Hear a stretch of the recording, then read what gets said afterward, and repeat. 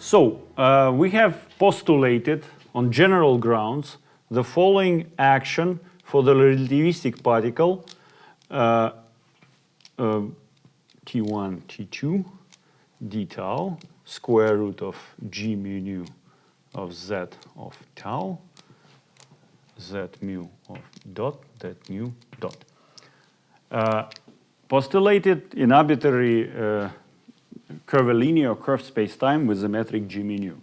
This action is invariant under the general coordinate transformations, obviously, because this what is standing here is just a line element along the world line of the particle. A line element, sorry, ds squared over d tau squared, what is standing under the square root. And it is invariant under the reparameterizations, tau to f of tau. Now we want to find equations of motion following from the least or minimal action principle for this action. So let us vary this action. It means that we have world line of a particle, z mu of tau, and we change it a bit. So at every moment tau, we shift z mu of tau to z mu of tau plus delta z mu of tau. So we vary, and we want to see how this action changes with respect to this variation. Namely, so delta s is just s of z plus delta z minus s of z taken to the linear order, linear in delta z. Linear order in delta z. So let us do this variation.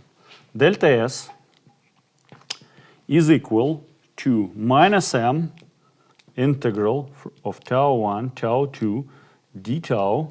Let me use the notation that g mu nu, z mu dot, I just, for simplicity, to simplify the formulas, I just denote as z dot squared.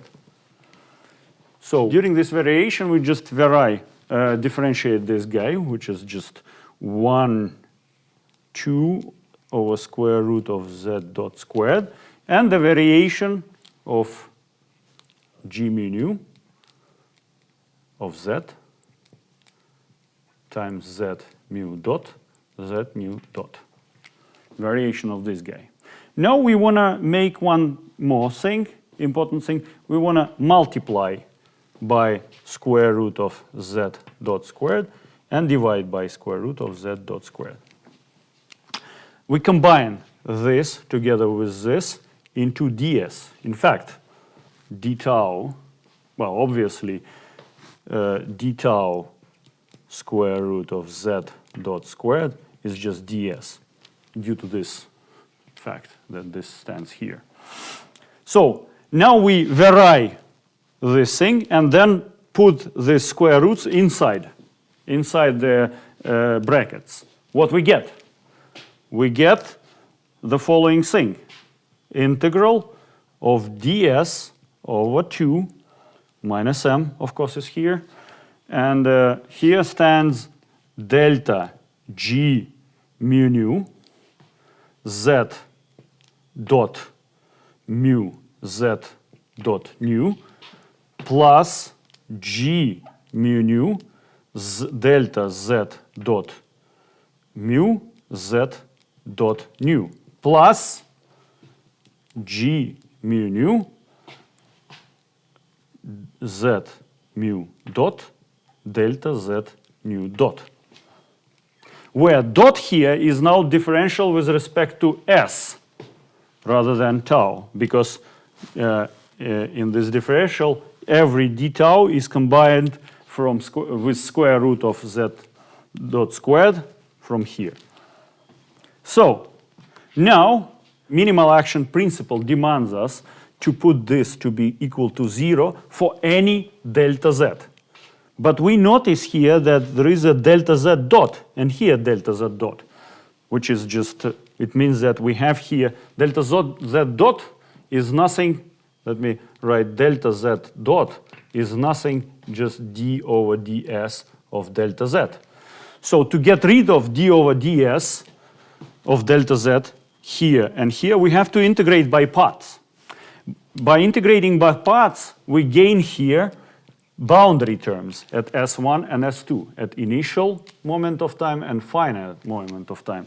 But the variation delta z here and here are equal to 0. So these terms are just vanishing. We do not write them explicitly. So let me write now. One more thing. This is just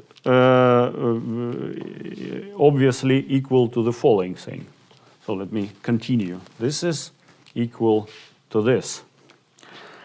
Minus m square s1 s2 ds over 2. So I write this term first.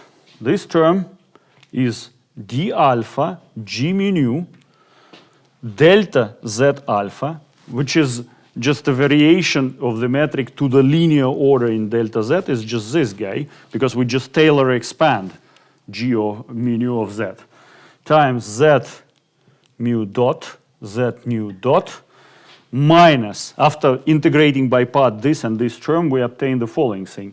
D over ds of g mu nu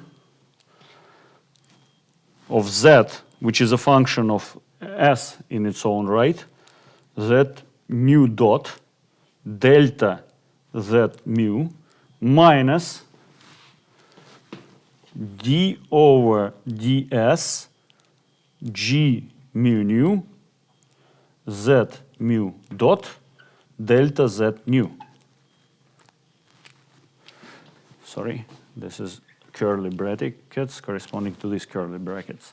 So we have arrived at the following expression for the first variation of the action.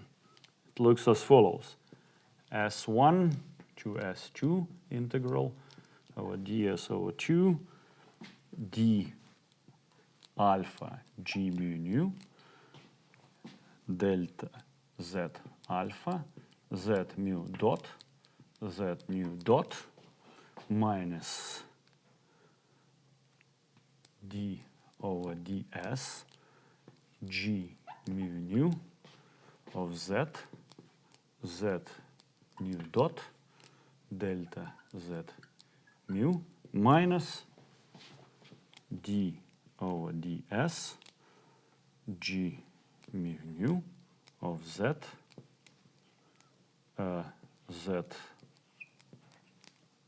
mu dot delta z mu. And I would like to stress one thing, that in obtaining this expression, I have used the fact I dropped off the following terms. G mu nu of z delta z mu dot at S1, S2 plus G mu nu of z mu dot delta z mu at S1, S2. I drop them off because they are zero. They are zero because this variations are zero at the initial and final point of the trajectory. We vary, not trajectory, world line. We vary the world line at all intermediate points, keeping fixed the initial and final point. And one more thing, here we have used that delta g mu nu of z is nothing but g mu nu of z plus delta z minus g mu nu of z to linear order in delta z, which is approximately valid to be d alpha g mu nu. Taylor expanding this in delta z and subtracting this, we obtain d alpha g mu nu of z times delta z alpha. That's how we arrived at this expression. Now we differentiate, take this differential, open the brackets, this bracket and this bracket, and take the differential of g mu nu over ds as a complicated function, in the sense that g mu nu depends on s, via the fact that z depends on s. So g mu depends on z, and in its own right, z depends on s. So taking this differential, we arrive from here, from this expression, we arrive at the following expression for the variation, minus m s1 s2 ds over 2 d alpha g mu nu delta z alpha z mu dot. This is just the first term, I rewrite it. Then I get d alpha g mu nu z alpha dot z dot nu delta z mu minus d alpha g mu nu z alpha dot z mu dot delta z nu minus twice g mu nu z mu dot dot delta z nu. To obtain the last term appears both from here and here, two expressions where I renamed the indices mu and nu and use the fact that the metric is symmetric under the exchange of its two indices. That's how I obtained the last term, both from here and from here. Now, the last thing, I have to rename indices here and subtract extract delta z. So this is equivalent to this, ds 1/2 d alpha g mu nu minus d mu g alpha nu minus d nu g mu alpha z mu dot z mu dot minus g mu alpha z mu dot dot times delta z alpha. So that's what we obtained. Now, this variation of the action has to be 0 for any delta z alpha. It means that this should be 0. As a result, we obtain the following equation.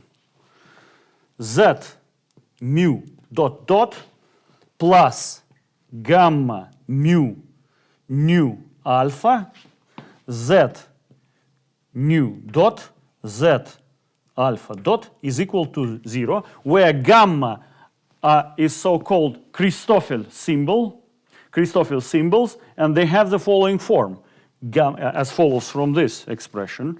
Gamma mu nu alpha is equal to 1/2 g mu beta times d nu g alpha beta plus d alpha g beta nu minus d beta g nu alpha. Here, this guy is just inverse metric tensor. It means that g mu beta times g beta nu is just delta mu nu. This is a Kronecker symbol.